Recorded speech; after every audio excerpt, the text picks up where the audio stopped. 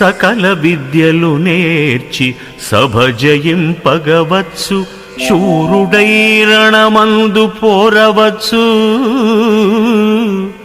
రాజరాజై పుట్టి రాజ్యమేలగవచ్చు, హేమగోదానంబులియవచ్చు.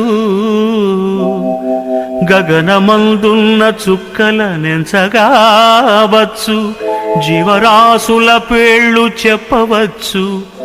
సాష్టాంగ యోగములభ్యసింపగవచ్చు, కఠినమౌరాల మృంగవచ్చు. తామరస గర్భ హర పురందరులకైన నిన్ను వర్ణింపతరమౌనే నిరజాక్ష. భూషణ వికాస శ్రీధర్మపుర నివాస.